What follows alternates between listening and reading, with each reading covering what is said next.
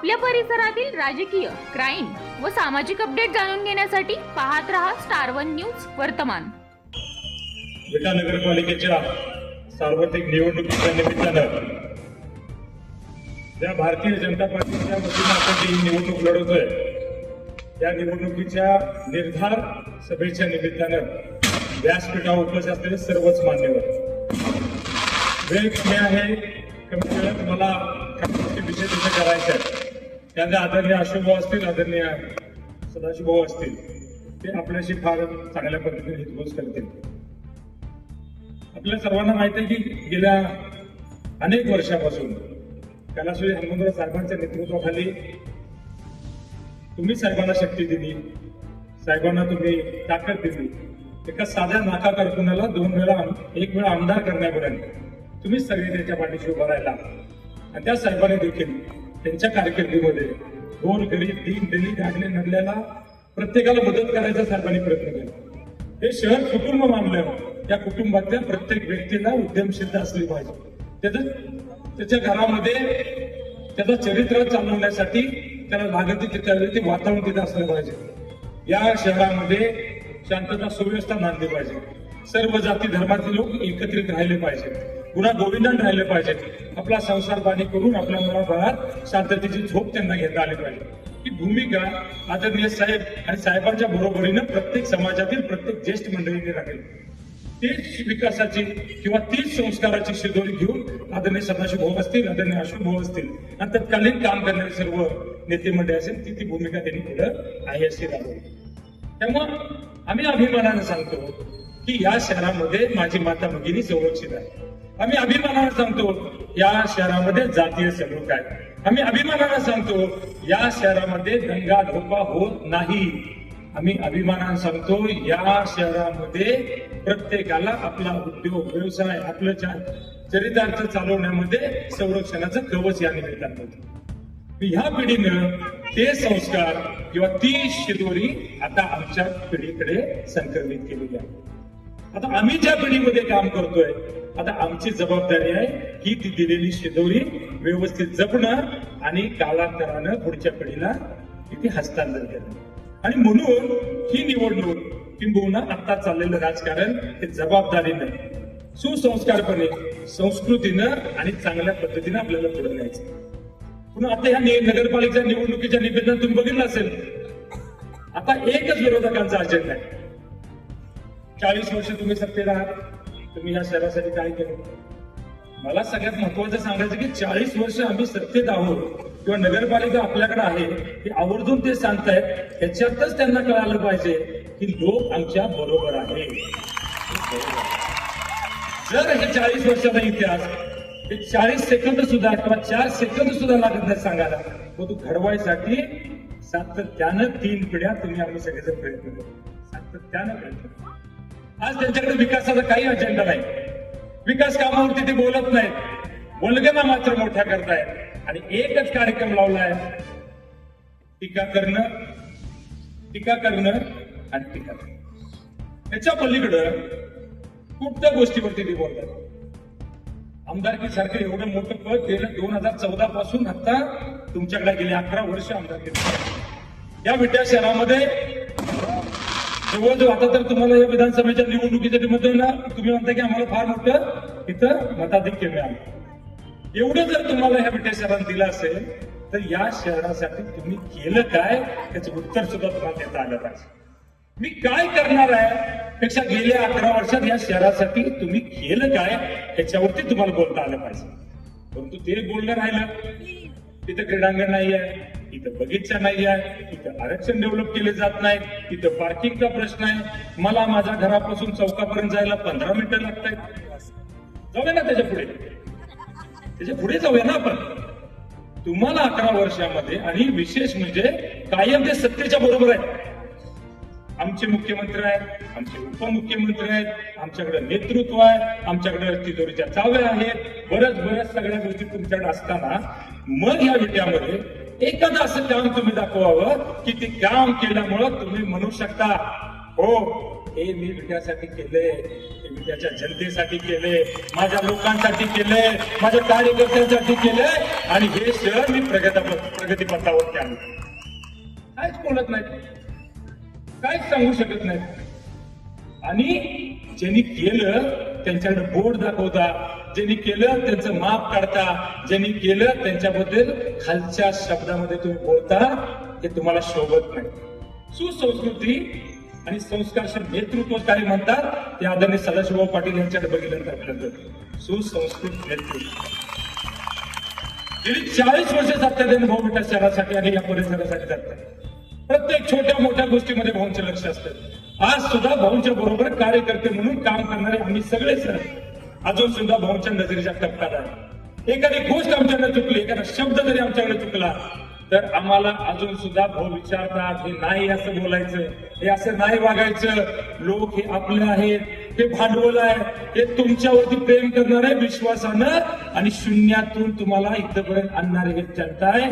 त्याच्याशी प्रतारणा तुम्ही करू नका, एवढं ते आवर्जून आम्हाला सांगतात. आज सुद्धा आपल्या पार्टीमध्ये किंवा आपल्या संघटनेमध्ये कुणीही आदरणीय भाऊंच्या शब्दाच्या पुढे जात नाही. या शहरामध्ये विरोधक सुद्धा आदरणीय भाऊ तिथे समोर गेले तर आदरानं लीन होऊन नमस्कार करतात. ज्येष्ठ मंडळी सुद्धा भाऊंचा सन्मान करतात. पण आजची ही राजकारणाची जी पातळी तुम्ही ठेवली की आदरणीय भाऊंचं तुम्ही नक्कल करतात. भाऊ बोलतात त्याच्यावर त्याचं तुम्ही इथं विडंबन करता. अरे अजून तुम्ही एवढे मोठे नाही आहात, अजून तुम्ही एवढे मोठे नाही आहात. आमदारकी सहानुभूतीवरती तुम्हाला मिळाली. आमदारकी तुम्ही तुमचे आई वडील गेल्यानंतर त्या गोष्टीचं तुम्ही सर्वांसमोर मांडला आणि तुम्ही घेतलं. नुसत्या विकास कामावरती तुम्ही आमदारकी जर घेतली असती तर आज तुम्हाला गुल्लोगल्ली विट्यामध्ये फिरायलाच लागली नसती. एकेका मतासाठी तुम्हाला गावामध्ये फिरायला लागलं नसतं. एक मत तर माझ्या भावाला द्या म्हणून एखाद्या आमच्या मेटकरी समाजाच्या कार्यकर्त्याच्या घरापर्यंत आमदार म्हणून तुम्हाला जायला लागलं नसतं. तुम्ही हे लक्षात घेतलं पाहिजे. आमदार म्हणून मिळत असताना विकासाची फार मोठी स्वप्न तुमच्या मनामध्ये असली पाहिजे. फार मोठमोठ्या वेगवेगळ्या कल्पना तुमच्या मनामध्ये असल्या पाहिजे आणि त्या कल्पना राबवायसाठी रात्रीचा दिवस तुम्हाला करायला लागला पाहिजे. आदरणीय भाऊ 10 वर्ष आमदार होते. त्या 10 वर्षामध्ये भाऊनी कधी समाजातील कोणत्या वेगवेगळ्या घटकातल्या 5-5 लोकांना बोलवून असं विचार नाही तुम्हाला काय पाहिजे या शहरामध्ये, कसं करायला लागेल, काय करायला लागेल, काय केल्यावरती काय होईल. पण ठीक आहे, ऐकून पण घ्यायला हरकत नाही, पण ऐकलेल्यातलं कधी घडवायला पण आपल्याला पाहिजे ना.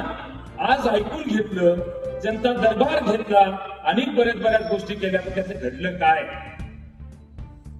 त्या सभेमध्ये नाना त्याची मिटिंग घेतली होती. अनेक लोकांनी अनेक गोष्टी सांगितल्या. काही लोकांनी सांगितलं उद्यमशीलता या शहरात असले पाहिजे. आज यंत्रमाग व्यवसाय इथे अडचणीत आहे. आज इथं पोल्ट्री व्यवसाय आता थोडासा बरा आहे, पण मधल्या काळामध्ये प्रचंड अडचणीत होता. या शहरामध्ये अनेक प्रश्न आहेत की तुम्ही आमदार म्हणून, लोकप्रतिनिधी म्हणून तुम्ही सोडवले पाहिजे. अनेक गोष्टी तुम्ही सांगितल्या. काल परवा सभा झाली, एक तर त्यातली गोष्ट सांगायची काय हरकत नाही. या शहरामध्ये उद्योग व्यवसाय वाढीसाठी जी MIDC सदाशिवभाऊ पाटील यांनी मंजूर केली होती आणि ती आम्ही कॅन्सल केली, ती परत पुनरुज्जीवन करतो आणि मोठमोठे उद्योगधंदे आणतो. हे त्या दिवशी अपेक्षित होतं. हे त्या दिवशी अपेक्षित होतं की ती बाजारपेठ चांगली करण्यासाठी मी आणि नवीन काहीतरी उभा करेन, नवीन उद्योगधंदे आणि नवीन संकल्पना राबवेन, शांतता सुव्यवस्था नांदण्यासाठी हे करेन. या शहरामध्ये बिघडलेली प्रशासकीय कामकाज मी सुधारायसाठी हे करेन. हे सांगायचं काय. पार्किंगचा प्रश्न तुम्हाला दिसतोय ना, मग तो जाणवतोय ना. मग ते सोडवण्यासाठी गेल्या वर्षभरामध्ये एखादी मिटिंग लावून, मग तिथे SP असतील, DYSP असतील, वाहतूक शाखा असेल, त्यांची एखादी मिटिंग लावली, त्याच्यावरती काहीतरी सूचना दिल्या आणि त्याची काहीतरी कारवाई आणि अंमलबजावणी केली असती ठीक आहे. मग आपण म्हणलो होतो खरंच त्यांना या विजय शहराचं काहीतरी चांगलं करायचं आहे. पार्किंगच्या जागा शहरामध्ये नाही आहेत का? नक्की आहे. आज आपण ज्यावेळी कराड रोडला डाव्या बाजूला आपली पाण्याच्या टाकी शेजारी नगरपालिकेच्या समोर पार्किंगची जागा आहे. आपल्या नगरपालिकेच्या इथं जे आपली शासकीय आपली नगरपालिका त्याच्या समोर ती त्रिकोणी जागा आहे. नगरपालिकेची गाळे आहेत त्याच्या समोर पार्किंगची जागा आहे. लागलं तर पंचायत समितीच्या आत आपण गाड्या त्या मोकळ्या आवारात लावू शकतो. लागलं तर पाठीमागं प्रशासकीय कार्यालयाच्या पाठीमागं आपण गाड्या लावू शकतो. आणि हवं असेल तर अनेक कुठेतरी या निमित्तानं पार्किंगची जागा उपलब्ध करू शकतो. किंबहुना आहे या जागेचं नियोजन जरी नुसतं करू शकलो तरी पार्किंगचा प्रश्न संपेल. पण तुमची ती भूमिका नाहीये. तुम्हाला जर एखादी गोष्ट करायची नसेल तर त्याला कोणाला विचारायची आणि याची गरज नव्हती. कारण गेल्या 4 वर्षामध्ये प्रशासकीय कारकिर्दीमध्ये या नगरपालिकेत प्रशासक होता. 4 वर्षामध्ये तुम्ही म्हणाल ते, तुम्ही सांगाल ते आणि तुम्ही ठरवाल ते गोष्टी तिथं होत होत्या. मग कोणी तुम्हाला अडवलं होतं? कोण तुम्हाला अडवलं होतं? तुम्हाला ह्या शहरात हे करायचंच नव्हतं. उलट ग्रामीण भागातल्या लोकांना तुम्ही सांगता की ह्या शहरामध्ये तुम्हाला प्रचंड त्रास होतोय, या शहरामध्ये तुम्हाला कोणतरी अडवतंय, या शहरामध्ये कोणतरी तुम्हाला थांबवतंय, तुमच्या बांधकामाच्या फायली अडवल्या जात आहेत, तुम्हाला आरक्षण टाकलं जातंय, तुम्हाला धमकवलं जातंय, तुमच्यावरती अन्याय केला जातो, असं तुम्ही ग्रामीण भागातल्या कार्यकर्त्यांना. साहेब नमस्कार. हा साहेब, मी सभेत आहे. माननीय मुख्यमंत्री महोदय बोलतात आपल्याशी. 1 मिनिट साहेब. साहेब बोलू शकता आपण. सर्वांना माझा नमस्कार. विटा नगरपालिकेच्या निवडणुकीमध्ये आपल्या सर्वांना कल्पना आहे की आपलं भारतीय जनता पक्षाचं पूर्ण पॅनल उभं आहे. अध्यक्षपदाकरता आपल्या प्रतिभाताई अविनाश चौधरी या आपल्या उमेदवार आहेत. त्यासोबत 26 उमेदवार आपले नगरसेवक पदाकरता आहेत. माजी आमदार सदाशिवराव पाटील आणि वैभव दादा यांच्या नेतृत्वामध्ये आपण ही निवडणूक त्या ठिकाणी लढवतो आहे. आणि आपल्या सगळ्या उमेदवारांचं चिन्ह हे कमळ आहे. त्यामुळे आपल्या सर्वांना माझी विनंती आहे, येत्या काळामध्ये आपल्या विटाच्या संपूर्ण विकासाकरता आपण या आपल्या सगळ्या उमेदवारांना निवडून द्या. एक चांगला दणदणीत विजय द्या. आणि विटा नगरपालिकेच्या जेवढ्या काही योजना आहेत त्या योजना पूर्ण करण्याची हमी मी मुख्यमंत्री म्हणून आपल्याला देतो. आणि चांगल्या पद्धतीनं सर्व काम आपण त्या ठिकाणी करू.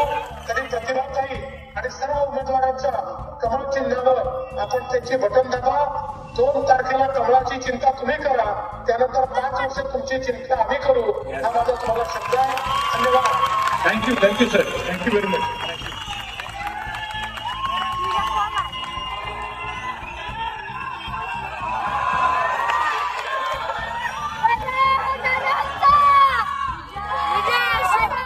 आता तुमच्या सगळं लक्षात आलं असेल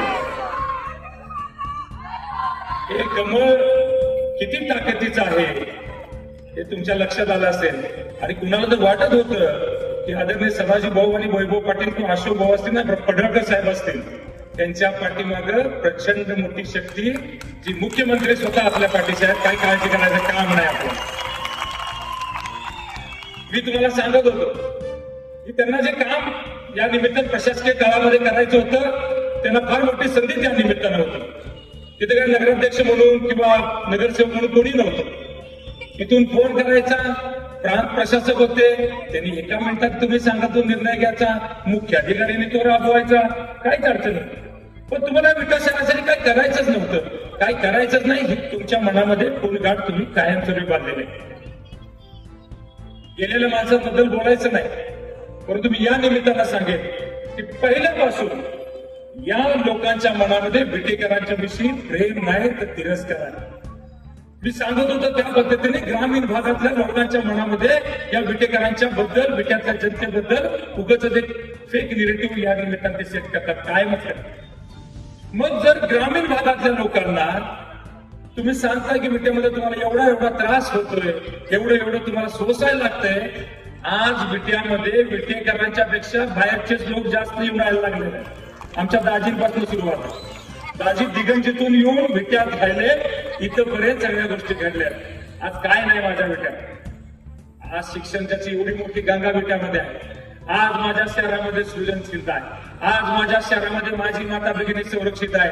आज माझ्या शहरामध्ये प्रत्येक गोष्ट चांगल्या पद्धतीने केली जाते. ना दरोडा पडत नाही, त्याची भुरट्या चोऱ्या सोडल्या तर कुठं असं काय वेगळ्या गोष्टी घडत नाही, कुठं विनयभंग, कुठं बलात्कार असले, कुठली अप्रिय घटना घडत नाही. सगळ्या गोष्टी अधिक चांगल्याने प्रामाणिकपणे घडतात. आज सौरभ साहेब विट्यामध्ये बाहेरच्या लोकांनी कोट्यानं रुपयाच्या इन्व्हेस्टमेंट केलेल्या आहेत, कोट्यानं रुपयाच्या प्रॉपर्टी घेतलेल्या आहेत, हजारो फ्लॅट बाहेरच्या लोकांच्या विट्यामध्ये आहे. हे काय एका दिवसात किंवा ह्या 4 वर्षात घडलं नाही, सातत्यानं घडत आलंय. जर आम्ही त्रास देणारे लोक असतो, जर आम्ही कुणाला अडवत असतो, कुणाला थांबवत असलो, कुणाचं आरक्षण टाकत असलो, कुणाला बदनाम करत असतो, तर हे विट्या वाढलंच नसतं. आज बघत बघत 47,000 मतदान शहराचं, 47,000. जनगणना झाली नाही तर मला खात्री 70,000 पेक्षा जास्त लोकसंख्या आहे शहराची. एवढं मोठं शहर होते. सांगली जिल्ह्यामध्ये विकासाचा सगळ्यात मोठा वेग असलेले शहर. या शहरामध्ये प्रत्येक जण हा आपलं चरित्रार्थ चालवण्याच्या निमित्तानं प्रामाणिकपणे सरसचोटीने काम करतो. कुणी कुणाला अडवायचं नाही, कुणी कुणाची जिरवायचं नाही, कुणी कुणाला थांबवायचं नाही. हे राजकारणाचं बाल पुढे घेऊन तुम्ही आम्ही इथं राजकारण करतो. हे सगळं आपण करत असताना फक्त एकच मनामध्ये विचार असतो की माझ्या बेटेकराला अभिमान वाटला पाहिजे की ह्या नगरपालिकेची सत्ता किंवा या नगरपालिकेचा कारभार या पाटील कुटुंबियांना आणि त्यांच्यावर काम करणाऱ्या या सगळ्या मंडळींनी आम्ही दिलाय. त्याची उतराई होण्यासाठी जेवढं जमलं तेवढं काम आम्ही सगळे मंडळी करतो. विचार करा, स्वच्छता अभियान 2014ला आलं. देशाचे पंतप्रधान नरेंद्र मोदी साहेबांना वाटलं की आपला देश स्वच्छ झाला पाहिजे. त्यातल्या शहरी स्वच्छतेबाबतीत त्यांनी आग्रहाने काम करायला सुरुवात केली. बघत बघत देश बदलत गेला. देशाबरोबर माझं शहर पण बदलत गेलं. नुसतं एक आव्हान आपण केलं की या स्वच्छतेमध्ये आपल्याला देशामध्ये पहिल्या क्रमांकावर यायचं आहे. बघत बघत माझ्या माता भगिनी असतील, बघत बघत माझ्या शहरातील सर्व ज्येष्ठ मंडळी असतील, बघत बघत माझ्याबरोबर काम करणारे तरुण सहकारी असतील. आणि त्याच्यापेक्षा मोठं पण मला असं वाटतं की ही छोटी माझी पुढची पिढी असेल. त्यांनी ठरवलं आणि बघत बघत देशामध्ये स्वच्छतेमध्ये अग्रक्रमानं आपलं शहर आलं. राष्ट्रपती महोदयांच्या हस्ते आपला सन्मान झाला. आणि त्यावेळी जाताना सुद्धा आपण शांता मावशीला बरोबर घेऊन गेलो. शांता मावशीला 27 वर्ष बिचारीनं रात्रीचा दिवस केला. कधी थंडी बघितली नाही ना, पाऊस बघितला नाही ना, ऊन बघितलं नाही. ती बिचारी राबत होती स्वच्छतेसाठी या शहराच्या. म्हणून आपण जाताना एखाद्या दुसऱ्या नेते मंडळी न घेऊन जाता आपण शांता मावशीला तिथे गेलं. हा मनाचा मोठेपणा फक्त आपल्याकडे आहे. 100% याची जाण तुम्हाला सगळ्यांना असली पाहिजे. कोण प्रतिनिधित्व करतं तर आमची शांता मावशी आमचं प्रतिनिधित्व करते. हा अभिमान. त्यावेळी राष्ट्रपती महोदयाने ओळख करून घेताना आम्हाला सांगितलं ही कोण आहे. मी त्यांना सांगितलं ही आमच्यातली स्वच्छता करणारी महिला आहे. त्यांनी वाकून नमस्कार तिला केला आणि त्यांना सांगितलं मावशींना की तुमच्यामुळं हा देश बदलतोय. हे फक्त विद्या घडू शकतं. अनेक लोकांना यानंतर पण पुरस्कार मिळाला स्वच्छतेचा, किंवा त्याच्या अगोदर पण अनेक नगरपालिका नगरपंचायतींना आणि महानगरपालिकांना पुरस्कार मिळाला. पण त्यांनी स्वच्छता कर्मचाऱ्याला कोणी नेलं नाही. हे फक्त विद्या घडू शकतं. हे संस्कार लागतात. जे पाण्यावरती तुम्ही बोलताय, पाणी योजनेवरती तुम्ही बोलताय, तुम्ही सांगताय 1 दिवस आड पाणी येते. हो, 1 दिवस आड पाणी मान्य करतो आपण. पण 1 दिवस आड मुबलक आणि स्वच्छ पाणी देणारी पश्चिम महाराष्ट्रातली सगळ्यात चांगली नगरपालिका म्हणून आपल्या नगरपालिकेला अनेक वेळा पुरस्कार मिळाला. माझ्या माता भगिनी इथं उपस्थित आहेत, संख्या प्रचंड आहे. तुम्हाला सगळ्यांना माहित आहे की आलेलं पाणी ज्यावेळी 1 दिवस नंतर पाणी येतं, त्या दिवशी तुमच्या भरलेल्या टाकीतून किंवा भरलेल्या भांड्यातून आधी पाणी तुम्ही ओतता आणि नवीन ताजं पाणी म्हणून भरता. ही परिस्थिती आहे का नाही? बरोबर का? आपल्या घराच्या प्रत्येकीनं आपल्या परसबागेमध्ये काही ना कधी फळ, फळाव, झाडं, फुलं लावलीत का नाहीत? आहे की नाहीत? नक्की. मग आता जर पाणीच कमी येत असतं तर तुम्ही आम्हाला इथं फिरून दिलं असतं का? अजिबात नाही. मग आमच्या मंगल काकीने तरी येता जाता मला टोचलं असतं की दादा बाकीचं काय राजकारणाचं बोलू नका, पाण्याचं काय का बोलू. पण आज परिस्थिती तशी नाही. खरंच हे शहर फार मोठ्या वेगाने वाढतं, प्रचंड वेगाने वाढतं. जी योजना 1996 साली तत्कालीन उपमुख्यमंत्री आदरणीय गोपीनाथ मुंडे साहेबांनी जी दिली विट्यासाठी, आणि ती योजना आणण्यासाठी आदरणीय सदाभाऊंनी त्याच्यामध्ये प्रवेश केला. राजकारणाची काही तमा बाळगली नाही, पण माझ्या गावाला पाणी आलं पाहिजे भूमिका भाऊनी घेतली.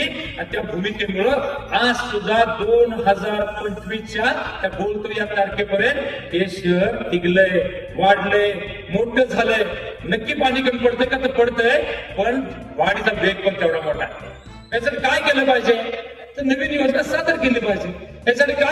पाहिजे, नवीन काय तर सोर्स आणला पाहिजे, त्याच्या व्यतिरिक्त वेगळं काही तर करायची गरज नव्हती आणि ते काम विटा नगरपालिका सातत्याने करते.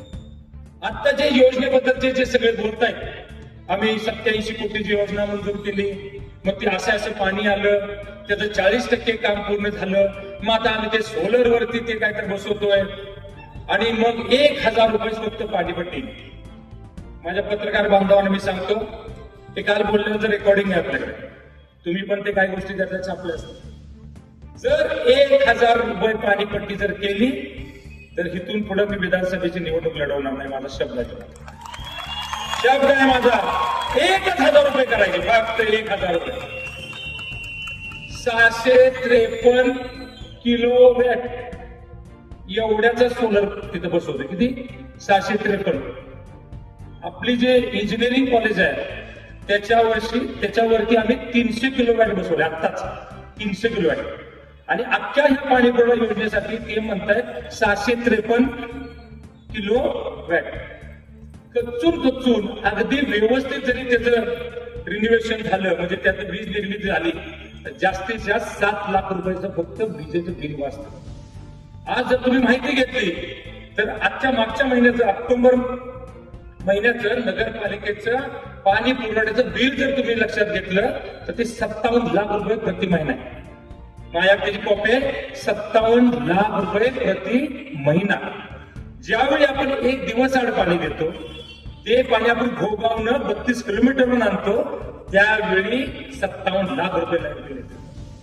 आता तुम्ही जी योजना आणली म्हणताय की जी शासनाच्या मार्फत राबवली जाते, ती तुम्ही परत बाजारवरून आणणार. पूर्वीचं पाणी, हे पाणी, तिथल्या मोटर आणि हे सगळा जर विचार केला तर 57 नाही 67 लाख रुपयापेक्षा जास्त लाईट बिल येईल, अशी या पाणी पुरवठा स्कीमची परिस्थिती.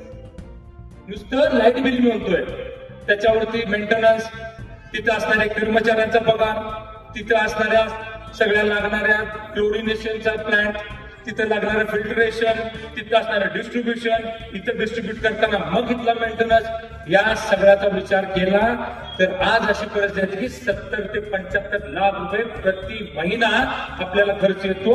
मग जर काढला तर 9 कोटी ते 10 कोटी प्रतिवर्षी नुसतं पाणी पुरवठा योजना खर्च आहे.